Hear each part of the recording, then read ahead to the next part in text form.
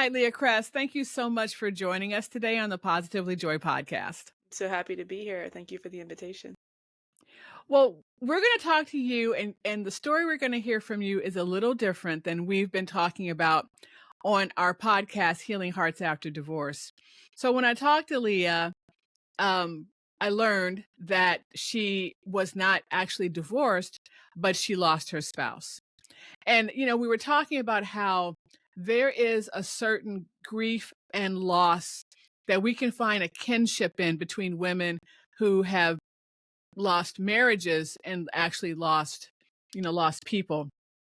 And part of my story, of course, and some of you know this, is I did get divorced from my husband who had mental illness, but he died within 5 years. And so I almost felt like a widow in a way, even though we had not been married for some of that time.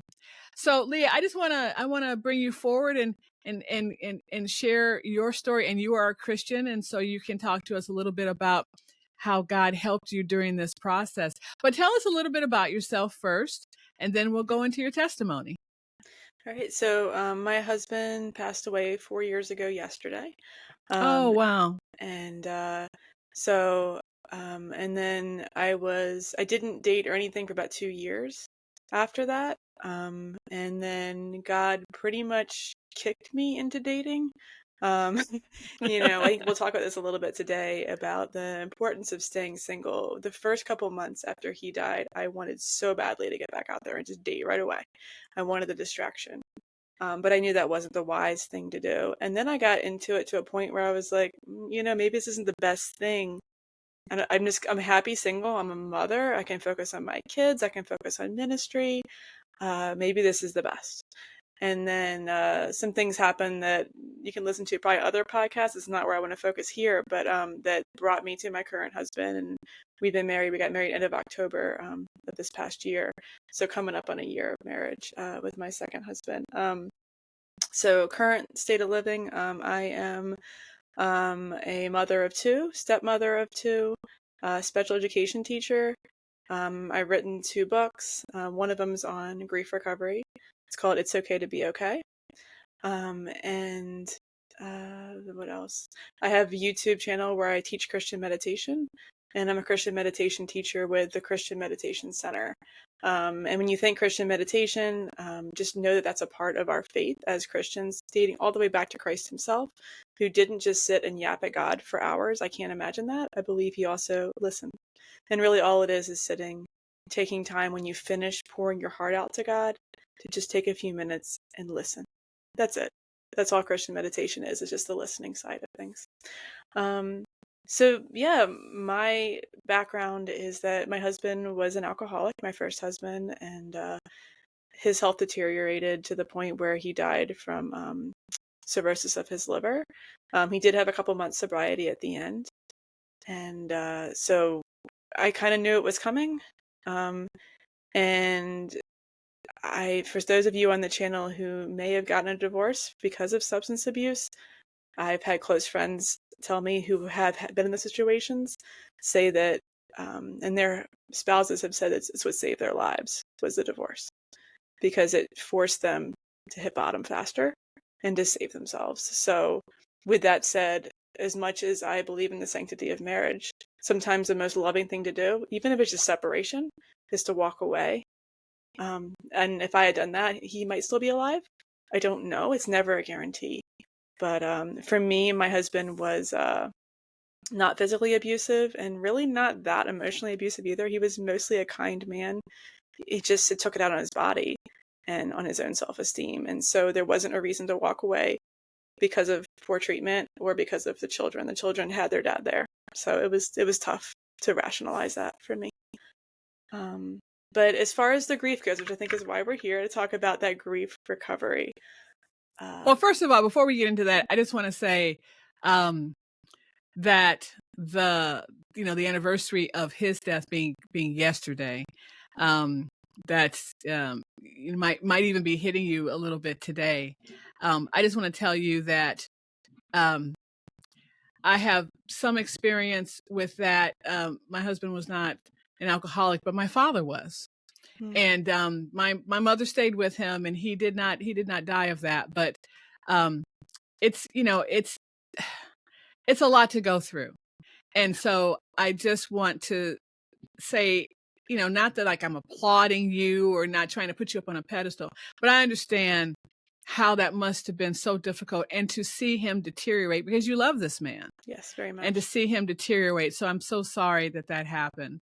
But I was happy to hear that he did have a little bit of sobriety at the end, where he He did. could love you and have your Hmm. love before he got too sick. I was so grateful for that, and the kids got to see their dad emotionally healthy, Mm-hmm. and that was really, really good. And I think he forgave himself, and self-forgiveness is so important. So there was so much healing that happened in the last couple months, and I will always be grateful to God for that gift of time that we had. Thank you, God. Yeah, Yeah. yeah. So that the grief recovery for me is almost entirely faith. Mm-hmm. That first couple days after my husband passed, I had multiple people, family members, close friends, who said, and they meant it in the kindness of their hearts. They said, "Hey, this is going to be a really hard year for you. Just do your best. You just got to survive it. Just got to get through." And that was very well intentioned. However, I've always known, and this is the Positively Joy podcast, that God wants our happiness. Mm-hmm. And I wasn't content with just surviving. I wanted, even in that year, to thrive, because I trusted that this was in God was going to hold us. Maybe this wasn't God's original plan, but He could redeem it. He could bring good from it. And I was relying on that. And I also knew I could grow from it. Yes, grief is very difficult, but it pulls the rug out from us and forces us to rely on God entirely. And when you come to it, that's really where our happiness comes from. Our happiness isn't out there. It isn't a spouse. It isn't even any other close friendship. It's love, love cumulatively, but it isn't a person, and it isn't a thing or something to be achieved. It's an inside job, because our Holy Spirit lives within you. And so Girl, you are speaking my language. You are speaking my language. Yes. if you're grieving from divorce, look at this as an opportunity to draw closer to God than you have ever gone before. And I can tell you, and this is going to sound crazy, but with that preface, maybe you can see where I'm going. That year was the best year of my life so far. Wow, really? And it isn't because my husband wasn't there. That's not it. And I know that you said being married to an alcoholic is difficult. And there was some relief from the responsibility of caring for his physical needs, because he was a very sick man. But I missed him terribly. That Mm-hmm. wasn't what made it the best year so far. What made it the best year so far was I developed a relationship with God that blew my mind. And I had that peace that goes beyond understanding. By the end of that year, it didn't start off great, but by the end of that year, I had witnessed and experienced the love of God to such a depth that I was forever changed. And so it is an invitation when you're going through grief. There's a beautiful image of there's a hole in your heart, right? When we experience grief, and one idea is to plant a garden around that hole, right?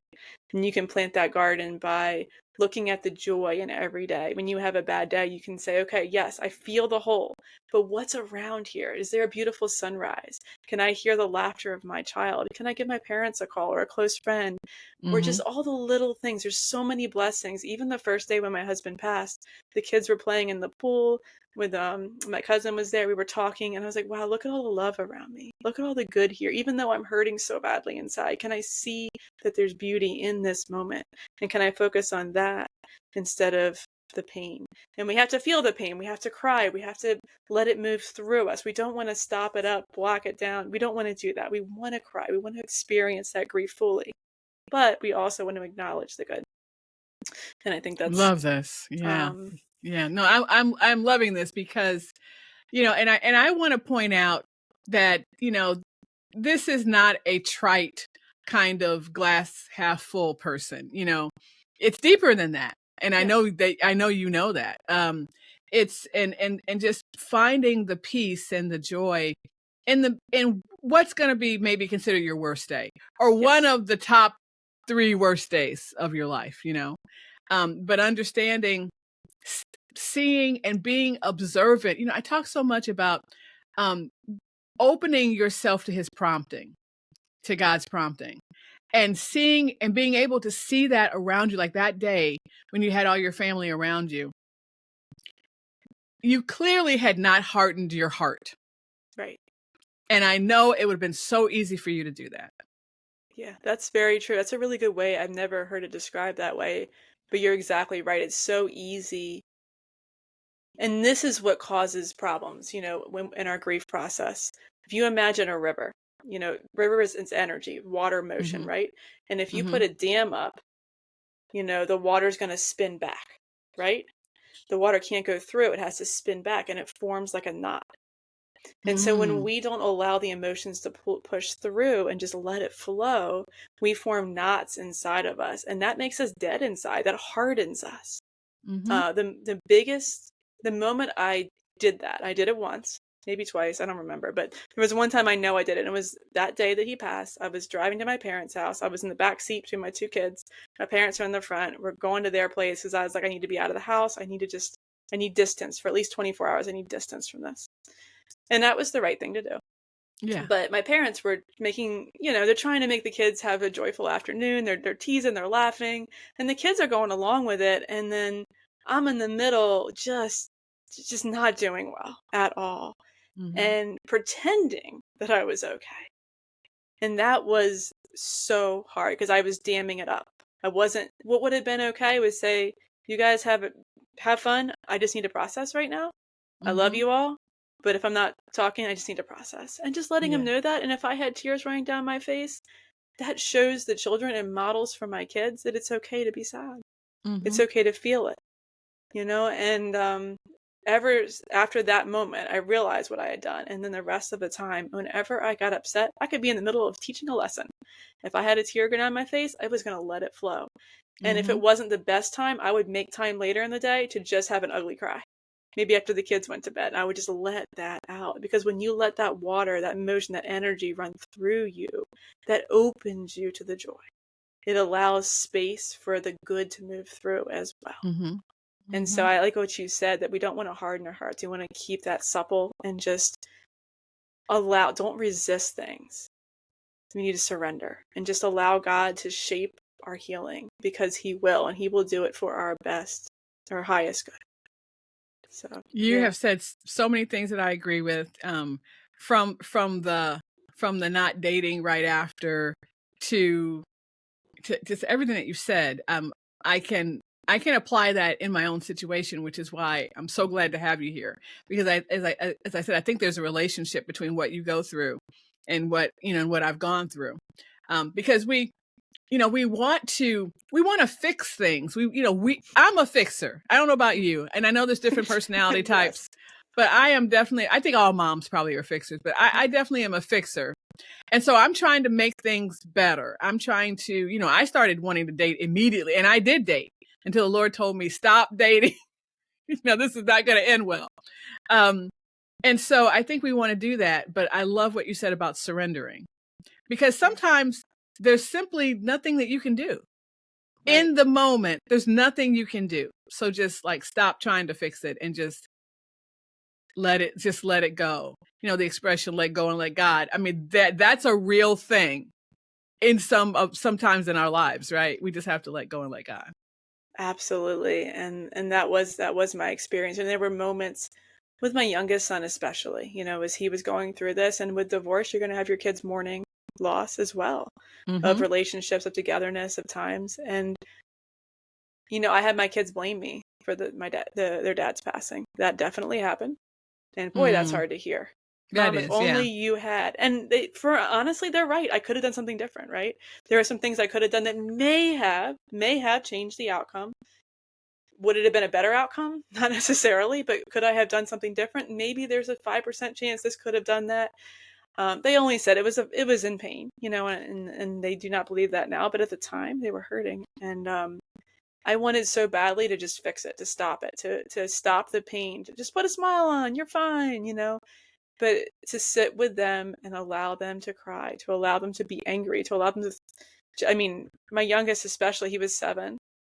And so that next year, oh my goodness, the emotion, the extremes, he'd sleep next to me a lot of nights because of what he was going through. And, he is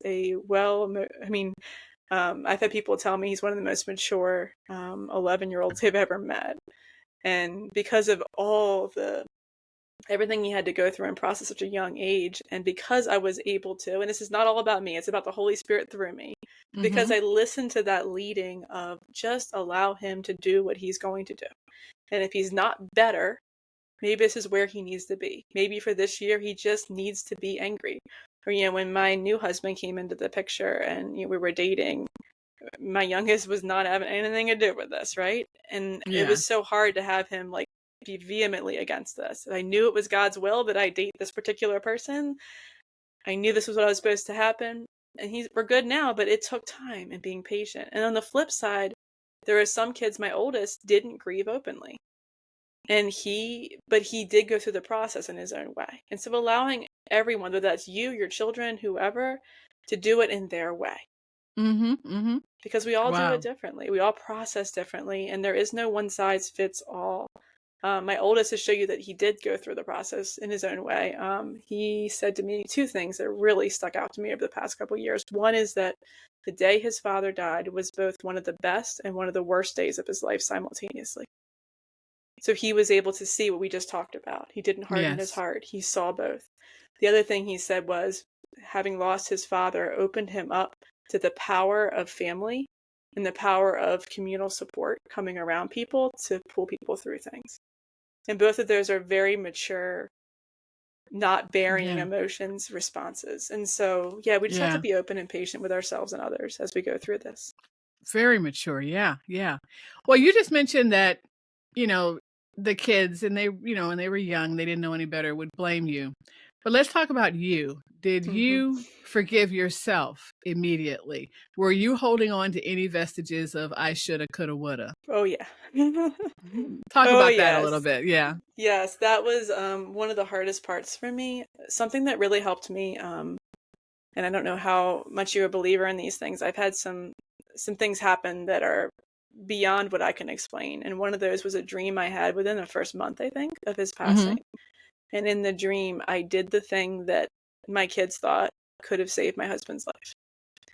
And I did it. I took him to the hospital the night before he passed, and in the dream, he died in agony in the hospital. And there was a voiceover that said, "This is what it could have been."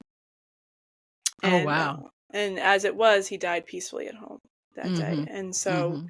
it was very clear to me that I was being told that to let it go. That what Yeah. happened, the way it happened, was God's will. That was the best thing for everyone involved, the way the passing happened. And if I had done that, it may have prolonged it. It may have given him an extra week, but it wouldn't have been a good week. And they wouldn't have had their dad, right there. And he wouldn't Yeah. have his kids to say goodbye the way he did, Yeah. and Yeah. Was it's he in so hospice at home? no, he actually, it was kind of the end was a shock of how he went because I think I believe his lung collapsed Mhm. is what happened. But Okay. so it was Yeah. kind of sudden, Yeah. but he had Yeah. fluid from the liver cirrhosis, and I think the fluid got high enough, hit his lungs, and collapsed his lungs. So he just basically collapsed. But I think he knew it Okay. was happening because the last thing he told the boys was, "Listen to your mama," Yeah. Oh, wow. which I've sensed that he kind of knew it was coming, that this Yeah. was going to Yeah. happen. So Well, I'm glad that was peaceful. yeah, Yeah. yeah, Yeah. it was. Mhm. Yeah, I think it's the most important message if I could give to people is that don't limit God. Don't limit Yes. what God can do for you and through you. Mhm. I think so often we want to blame ourselves or blame others or limit what can happen. We punish ourselves for things. And no, that's not God's will for you. Whatever you did, whatever you think you did is in the past. It's over. Mhm. And one of the lines I use a lot with myself to help me through this is who I am now could have saved who he was then, or you could rephrase that in divorce as who I am now may have made a different choice than I did then, but who he was made me who I am now. Yeah. You know, Yeah. those relationships, those choices that we make that maybe aren't our best choices. And I have made so many of them, of those Oh, choices yeah. that Me we all too. have. Yeah. That makes us who we are. That gives us our witness, our story.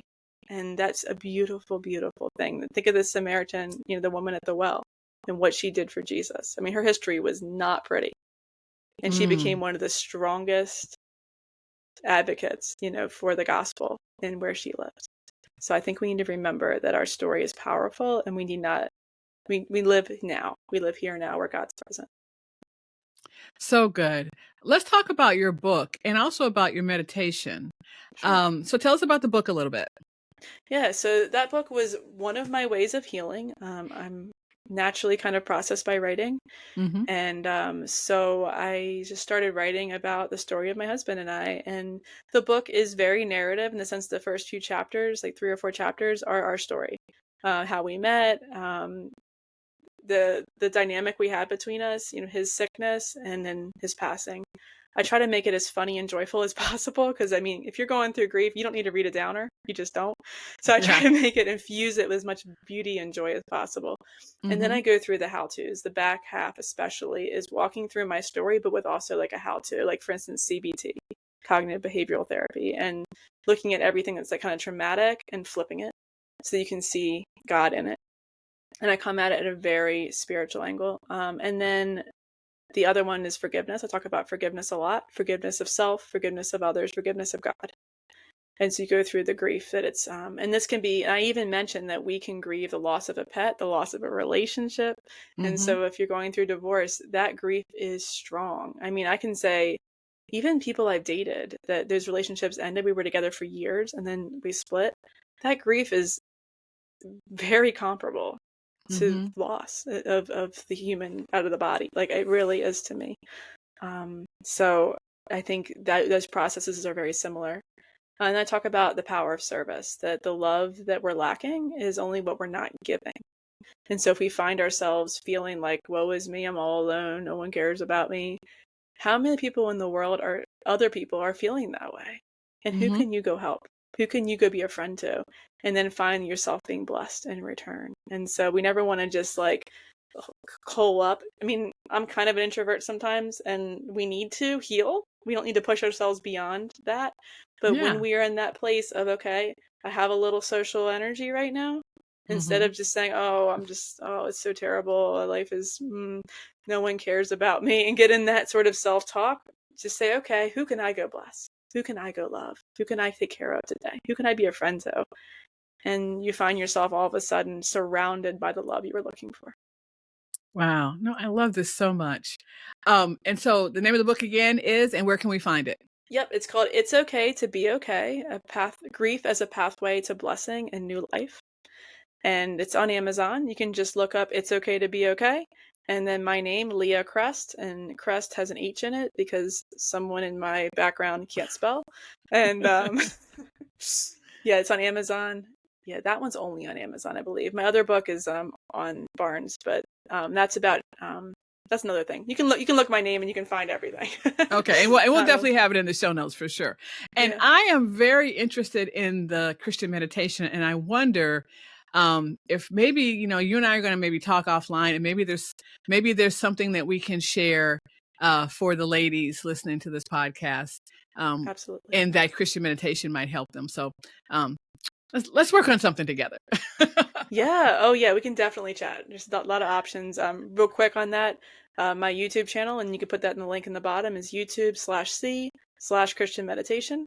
And then the Christian Meditation Center is a wonderful resource. You can just Google that, Yahoo that, whatever, Bing, and that'll pop up. And they have Zoom virtual meditations every day, and you can be a part of that and spend time praying and sitting in silence with other Christians. Okay, wonderful. Again, we'll be all in the show notes. Leah, Awesome. thank you so much for being here today and sharing this. You know, I we talked about being open to the Lord, and at first when I'm looking for guests, I'm like, oh, she's not divorced. I'm like, well, wait a minute here. There is something here that she's going to be able to share, and so I'm so glad that I found you, and I found you on Podmatch. I want to give out a shout to Podmatch. which is a great company, and they're doing really good work for. They're not a faith-based company, but they're doing great work for the kingdom, because I'm finding so many wonderful guests on there. And so just want to kind of shout them out. They're not paying me for that. Well, thank you so much. Yeah, let's keep in touch, and just have a wonderful, wonderful day. We're talking on a Labor Day weekend, so have a wonderful rest of your holiday. Thank you. And yeah, we'll talk soon. Thank you. Have a good one.